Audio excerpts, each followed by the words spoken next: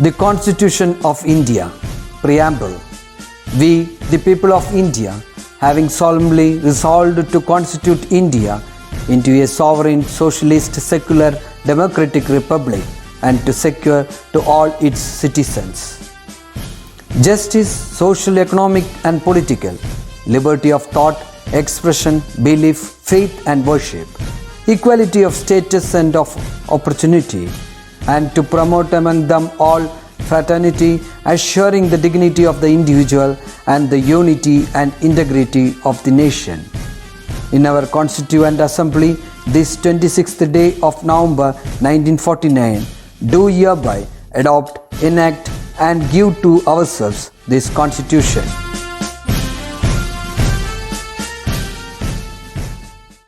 Hi students, welcome back to our computer class. How are you all? Fine. Hope you all are safe and healthy. Yes. So നമ്മുടെ ഓണം വരാൻ പോവാണല്ലേ. So you all are ready to enjoy the Onam, right?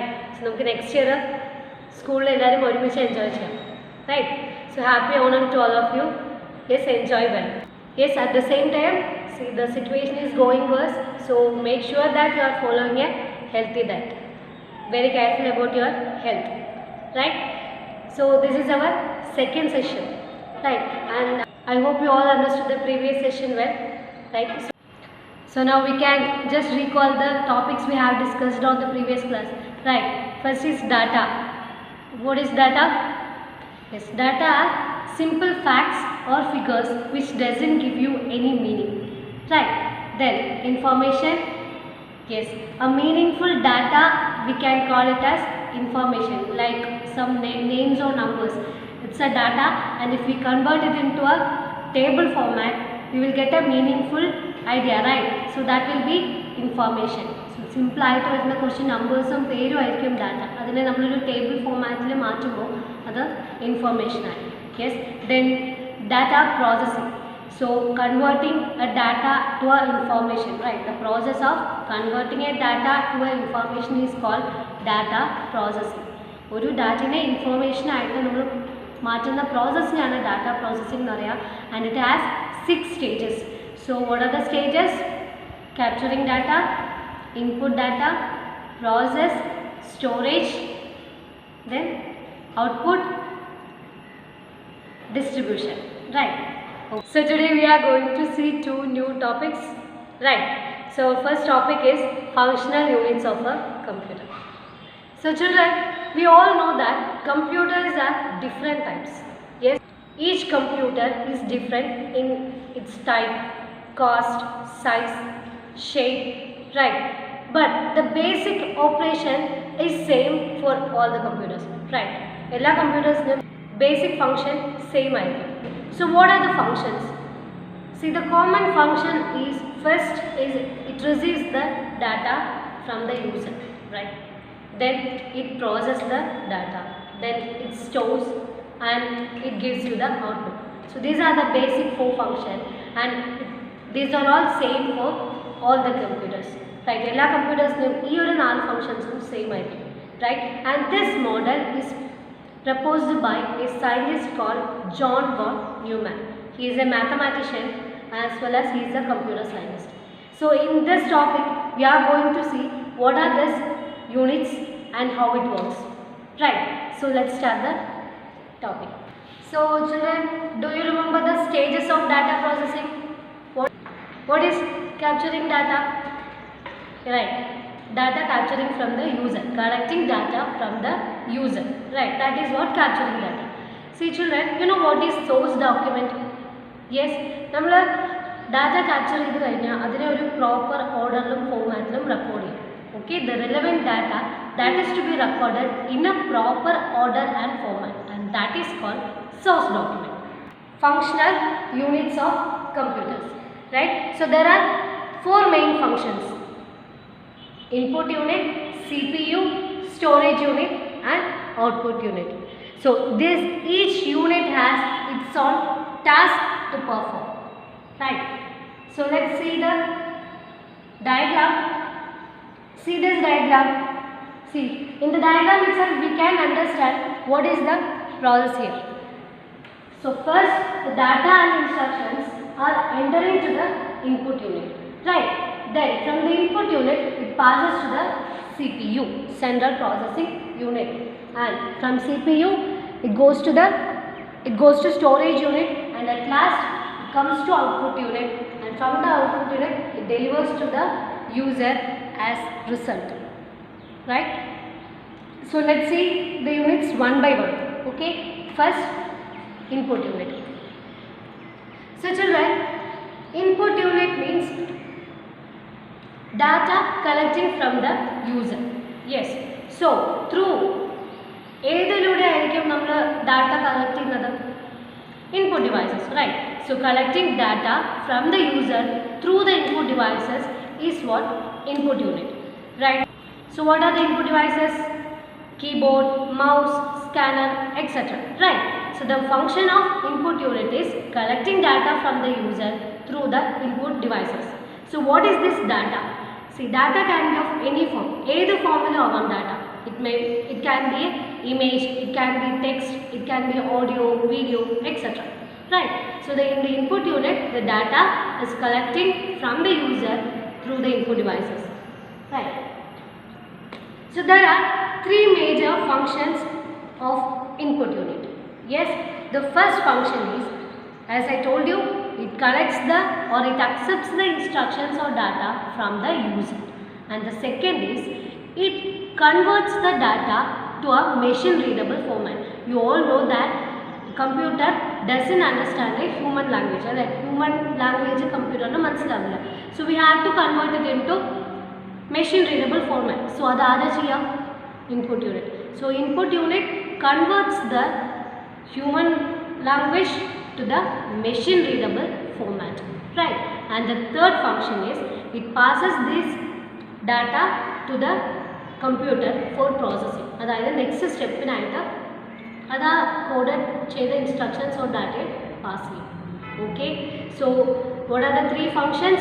First is, input unit accepts the data or instructions from the user, then it converts the data or instructions to a machine readable format, then it passes these instructions, coded instructions, to the computer for processing, right? Next is CPU, central processing unit. So we all know that CPU is the brain of the computer, right? So like നമ്മുടെ brain ആയിരിക്കല്ലേ നമ്മൾ full control ചെയ്യുന്നത്. Same way CPU controls the operations of other units, right? CPU controls the whole operations of all other units, right? So in CPU it has three components: arithmetic logic unit, control unit, and registers, right? So what are the three components? Arithmetic and logic unit, ALU, control unit, CU, and registers. Now we will see one by one. First one, arithmetic logic unit. So the coded instructions now transfer to the ALU. Now coded instructions are ALU like transfer, right? And the actual operations of the instructions will be take place in ALU. So ALU like actual operations take place here. That is mathematical calculations or logical operations or other processing of the ALU. Okay, so ALU performs the mathematical calculations as well as logical operations, right? So the actual operations of the instructions are take place in the ALU like actual operations, right? But these operations are controlled by other unit, and that is what control unit, right? See, for example, നമ്മളൊരു not എഴുതണമെങ്കിൽ teachers പറയണമല്ലേ, teachers പറയാതെ നമ്മൾ എഴുതുമോ? കുറച്ച് പേര് എഴുതും. So നമ്മുടെ ഒരു work നമ്മൾ ചെയ്യണമെങ്കിൽ we need a instructor to ask us to do it, അല്ലേ? നമ്മളോട് പറയണം ആരെങ്കിലും. Same, so control unit instructs or invokes the other units to do their operations. So അവരുടെ മറ്റ് യൂണിറ്റ്സിൻ്റെ ഓപ്പറേഷൻസ് ചെയ്യാനായിട്ട് കൺട്രോൾ യൂണിറ്റ് ആണ് അവരെ ഇൻസ്ട്രക്ട് ചെയ്യുക, മറ്റ് യൂണിറ്റ്സിനെ ഇൻസ്ട്രക്ട് ചെയ്യുക. ആൻഡ് ദാറ്റ് ത്രൂ വാട്ട്, എങ്ങനെ അത് ഇൻസ്ട്രക്ട് ചെയ്യുക means it issues some signals to the units to do their task. Clear? And here, so control unit we can call it as central nervous system. Yes, because it controls the other units, right? So we can call it as central nervous system, and it issues the signals to the unit to execute the operations, right? And the third one is registers. See, registers are temporary storage elements. Yes, so processing ചെയ്യുന്ന സമയത്ത് temporary ആയിട്ട് store ചെയ്ത് വെക്കണം. So registers are the temporary storage elements, and it is in various types of registers ഉണ്ട്. It is based on the data. So data അത് memory address ആയിരിക്കാം, where instructions ആയിരിക്കാം. So based on the data, the registers will be different, right? So next is storage unit. So storage unit is to store data, right? Our instructions. So here there are three major functions of storage unit. So first, it stores the data or instructions which are for processing. Processing ചെയ്യാനുള്ള data അല്ലെങ്കിൽ instructions store ചെയ്യും. So the second function is it stores the intermediate results of ongoing process. Processing ചെയ്തുകൊണ്ടിരിക്കുമ്പോൾ വരുന്ന intermediate results store ചെയ്യും. And the third one, it stores the final results before entering to the output unit. Output unitലേക്ക് entry ചെയ്യുന്നതിന് തൊട്ട് മുമ്പുള്ള final results store ചെയ്യും. So storage unit has three major functions. One is it stores the data or instructions required for the processing, then intermediate results and the final results, right? So storage unit is two types: primary storage and secondary storage. I know you already learned this in your lower classes, right? So primary storage means main memory, and secondary storage is auxiliary, right? And in primary we have two types, RAM and ROM. In secondary, hard disk, CD, DVD, right? This we will see in the coming chapters, right? So now you just understand what is it. So the last one is output unit. See students, output unit is just opposite to the input unit. It has three major functions. The first one is it receives the processed data, right? First it receives the processed data, then second it has to convert the machine readable format to human readable format, because it is already in the machine readable format, right? So output unit കഴിഞ്ഞാൽ നമ്മളത് യൂസർക്ക് delivery ചെയ്യും.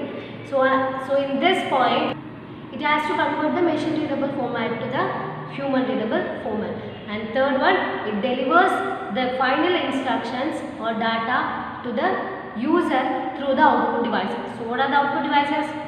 Monitor, printer, etc., right? So these are the three major functions. First, it receives the coded form instructions from the processor. Then second, it has to convert this coded instructions to the human readable format. And the third one, it supplies this final instructions to the user through the output devices. Clear? Okay. So next topic is computer as a data processor. See children, now we learned so much things, right? Can you tell me why we are using a computer? Because we can do these all things, right? ഇതെല്ലാം നമുക്ക് തന്നെ ചെയ്യാം. Why we are using a computer? Yes, because computer is accurate. Yes, it will give you a accurate result, right? But see, but at the same time, if you give a wrong input, it will give you a wrong output. Why? Because it doesn't have a ability to think, right? Computer doesn't have a ability to think. So here we are going to see some characteristics of computers, like some advantages as well as some limitations, right? So the first one is advantage is speed. Yes, the first advantage is speed. We all know that, right? Then accuracy. It will give you accurate result. Then diligence. Yes, we can work a computer for long hours, right? Then so versatility means a computer can do different kinds of work at the same time. Then huge memory, it stores large amount of data. And at the same time, see the limitations, lack of IQ. You know what is? Means the level of human intelligence. Then lack of decision making power. See, as I told you, if you give a wrong input, it will give you the wrong output, because it doesn't have the ability to think, right? So these are the two limitations of the computer. Well, I hope you understood the session well. Yes, so today we have discussed the two topics, right? So write down all these contents to the notebook and send it to me. Queries, please contact me. Happy Onam to you all. Thank you.